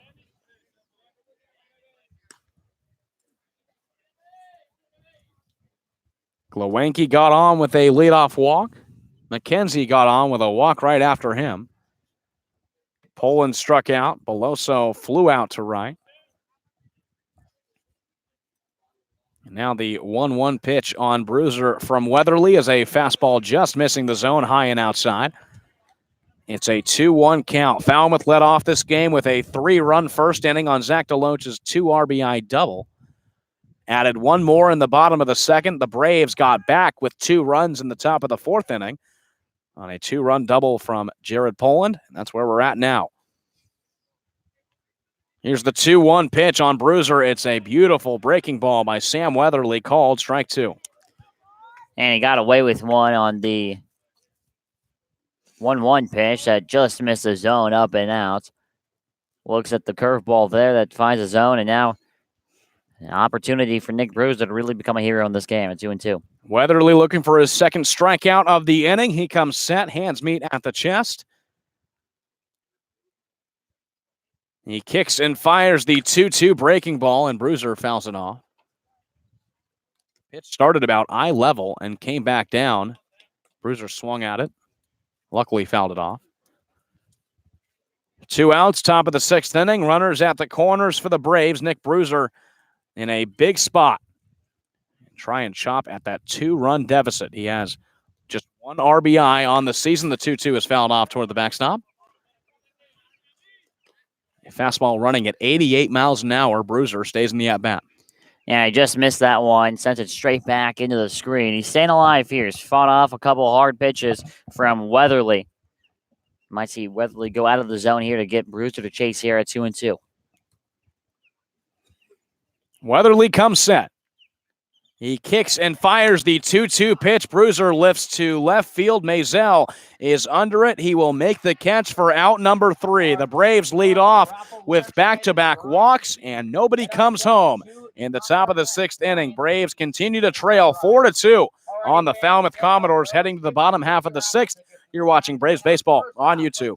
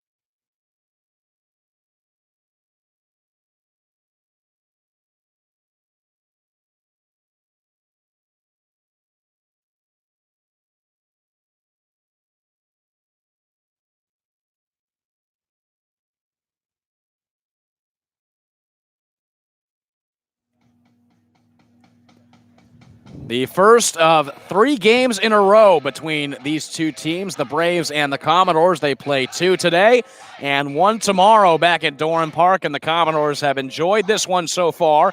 They lead 4-2 now in the bottom of the 6th inning, and it'll be Kevin Kendall leading it off against Blake Purcell. Kendall is 0 for 2, striking out swinging in the first and a fly out to third. In the 3rd inning, the first pitch is a fastball from Purcell, high and outside. He starts him off with a ball.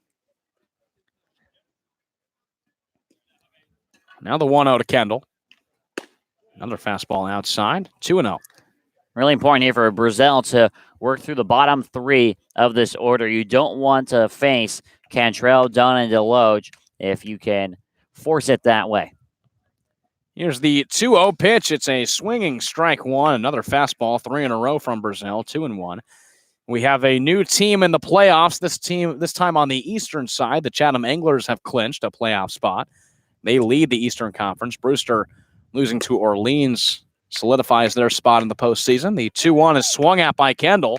4 fastballs in a row, and it's now 2-2. I'm not a math major, Sam, but I'm pretty sure there's no more spots in the West. So I think all the new playoff teams have to come from the East.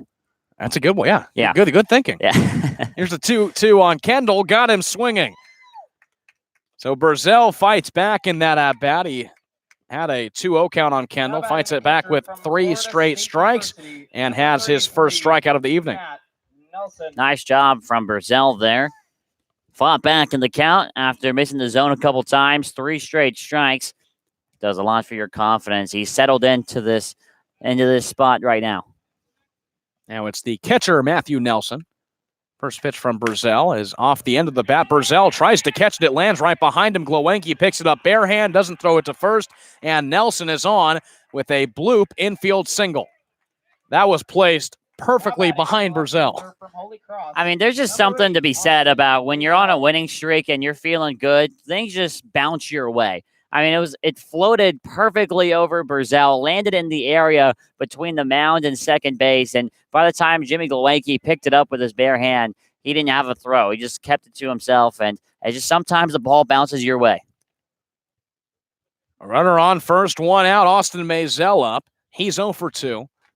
The first pitch is grounded to Glowenke, bounces off the mound. Glowenke throws to second. It's in time, but Morissette bobbles it. It's called out by the second base umpire, Larry Rosenberg. He called it on the transfer. Nelson is still standing over at second. Now he heads back toward the dugout. Austin Maisel is on with a fielder's choice. But luckily, Morissette was able to hang on to that ball just long enough to get the second out of the inning. Yeah, it was really close. So it's a bang-bang call there from Larry Rosenberg. It looked like Morissette had caught it before that ball came out and making with a transfer to the hand, but he gets the call, and that's all that really matters. So Nelson is called out at second, 2 outs. Hayden Cantrell, the first pitch, he swings that ground ball over to Morissette, picks up, fires to first, and Cantrell is gunned down for the 3rd out of the inning. 1 hit for the Falmouth Commodores, no runs in the bottom of the 6th inning. They look to close it out in the top of the 7th and get their 10th win in a row. You'll catch it here, right here on the Bourne Braves YouTube channel.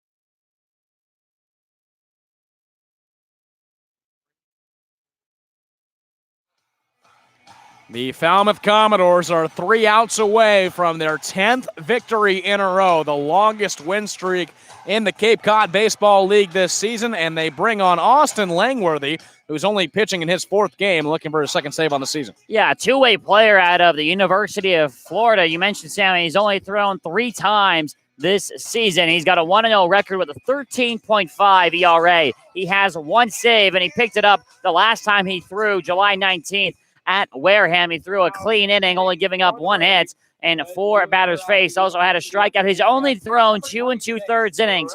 So he faces the 9-1-2 spots here in the Braves order, and it'll be Brennan Rivoli to pinch hit for Robert Carmody. Rivoli will make his 9th pinch hit appearance of the season. We mentioned that Rivoli spent a little bit of time being the second catcher for the Braves after Jackson Greer got hurt and was sent home. The first pitch is high on Rivoli. He lays off for a ball. He's raised his average over 200, 203. His best game of the season was last night, 3 for 4 with 3 singles against the Anglers. The 1-0 is a breaking ball in the zone for a called strike one. His first multi-hit game of the year coming last night. 1-1 is swung at grounder right back, picked up by Langworthy. A blooper throw to first will be in time. It's 1 up, 1 down for Langworthy. Yeah, snow cone catch there from Langworthy on the mound. The lefty catches it with the right hand, and he floats the throw over to first base. Rivoli just jogging down the line after he saw that Langworthy made the catch. Braves down to their last 2 outs. It's Cody Morissette, 1 for 3. Singled in the first inning, struck out in the third, and reached on an error in the fifth. The first pitch is off speed from Langworthy, called strike one. Well, if Falmouth holds on to win this game, this will be the 7th of their 10 games they've won in a row that have been decided by 2 or less runs. The 0-1 is swung at by Morissette, way out in front. He falls to 0 for 2. Langworthy, the lefty, already into the windup, kicks in, fires the 0-2. Morissette, slow rolling ground ball to Koontz at first. He flips back to a covering Langworthy for the second out of the inning.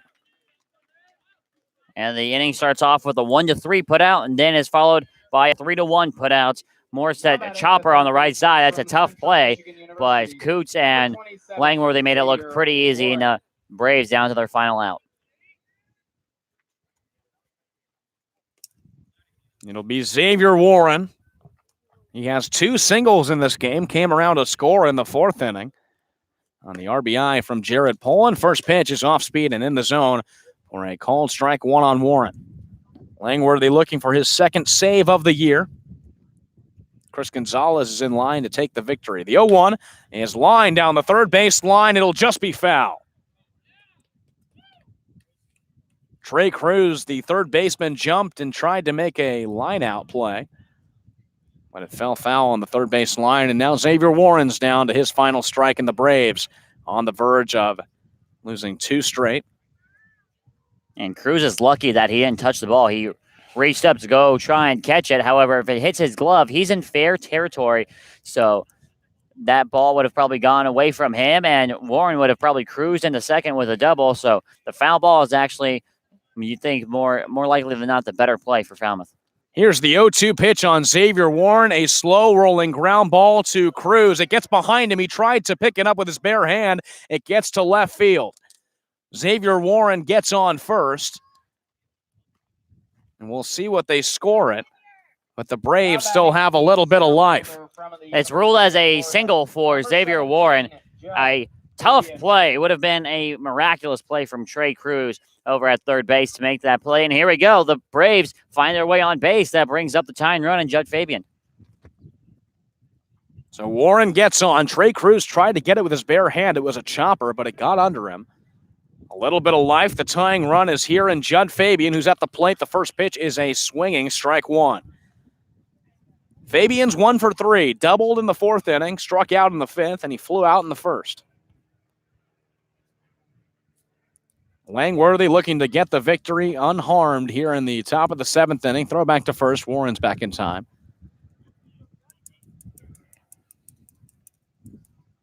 Now Langworthy comes set, hands meet at the belt. Here's the 0-1 pitch. It's a off speed that's a little too high on Fabian. 1 ball and 1 strike.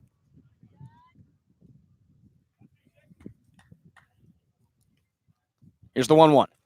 Fastball low, grounded foul. Now Fabian and the Braves down to their final strike yet again. And you'd probably think you're going to see a breaking ball here to Judd Fabian on a 1-1 count. Fabian, you all know, strikes out a lot, struck out his last time looking on a breaking ball from Weatherly. The 1-2 pitch on Fabian is in the dirt. Check swing. He did go around, and the Falmouth Commodores have won 10 straight. They win it 4-2 over the Braves. And once again, it's the first inning that comes back to bite the Braves. They give up 3 runs in the bottom of the first inning. J.P. Woodward, who will be credited with the loss, only 2 of those runs were earned, and the 4 that he gave up unfortunate for the Braves, but that's the way it goes sometimes. You can't really afford to make 2 errors against a team like Falmouth. And we talk about the errors, Joran, for the 7th time in 3 games. The Braves have committed 7 errors in 3 games, and that is so uncharacteristic for a team that was leading the league with the fewest amount of errors. Yeah, exactly. The fielding from this team has fallen off a little bit in the last 3 to 4 games or so, and it's very tough for this team, especially for this pitching staff, to come back. And when you're giving outs away like that, 2 today, there was 3 against Chatham last night. It's very hard for this team to come back and score more runs when you're giving outs away and letting base runners get on. Let's go over the final lines in a 4-2 Falmouth victory. Chris Gonzalez picks up his 2nd win of the season. He moves to 2-3. J.P. Woodward falls to 0-3 on the year, picking up his 3rd loss. Austin Langworthy has his 2nd save of the season. The Braves get 6 hits on 2 runs. The Falmouth Commodores, 11 hits. They gather 4 runs on the game. 2 errors for the Braves, 1 error for the Falmouth Commodores, and that is it. The Braves move to 15-22-1, still in 4th place in the Western Division. The Commodores have won their record-setting 10th straight victory in a row. They move 11 games over 500, 23-12-1, and they still lead the Western Division. Game 2 coming up in about 30 minutes from right here at Gov Fuller Field. But for now, alongside Jerome Palacio, I'm Sam Wiederhaft. Stay tuned for game number 2.